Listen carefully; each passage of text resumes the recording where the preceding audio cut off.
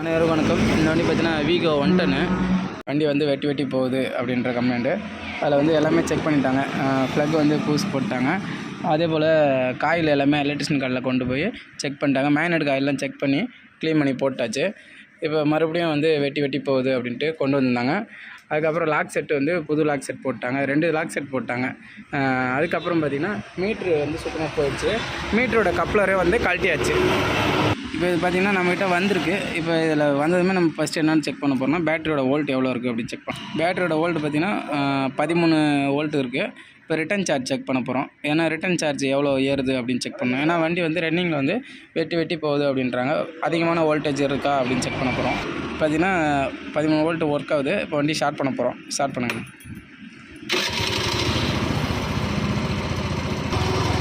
Race பண்ண பார்த்திங்கன்னா start பண்ணி ரேஸ் பண்ணோடனே மீட்ரு வந்து பிளிங்க் ஆகி ஆன் ஆகுது. இப்போ இதுதான் இதில் ஃபால்ட்டு. சார்ஜிங் வந்து சரியான முறையில் வந்து காட்ட மாட்டுது. நமக்கு ஆஃப் பண்ணுங்கண்ணா. இப்போ பார்த்திங்கன்னா இதில் இருக்கிற அடாப்டர் வந்து கழட்டிட்டு இதில் வந்து அடாப்டர் வந்து கழட்டி வேறு அடாப்டர் ஒரு நிமிஷம். இப்போ இது அடாப்டரு.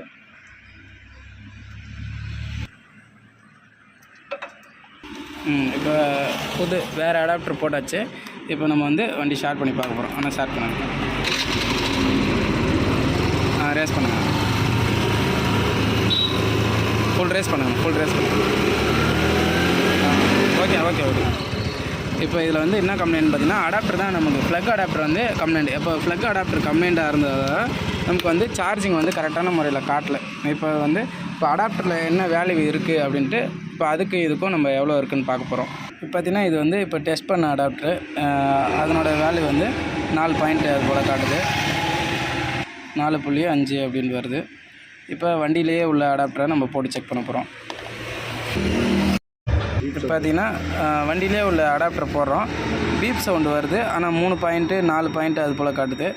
பீப் சவுண்டு வந்து கண்டினியூட்டாக வந்துக்கிட்டே இருக்குது. இப்போ இதில் வந்து இந்த அடாப்டர் போனதால் நமக்கு வந்து ரிட்டன் சார்ஜ் வந்து வோல்டேஜ் வந்து கரெக்டான முறையில் அதை வந்து காட்டலை. ஏன்னா விட்டு வருது. இந்த மீட்ரு வந்து விட்டு வருது. இப்போ இந்த அடாப்டர் வந்து வேறு போட்டாச்சு. வேறு போட்டவுடனே வண்டி ஃபால்ட்டு பக்காவாக இருக்குது. ஓட்டி பார்க்கும்போது எந்த ஒரு கம்ப்ளைண்ட்டும் இல்லை. இந்த காயில் போன மாதிரி அந்த அடைச்சி போகிற கம்ப்ளைண்ட்டு எதுவுமே இல்லை. இப்போ இந்த வண்டியில் அடாப்டர் வந்து ஃபால்ட்டாக இருக்குது.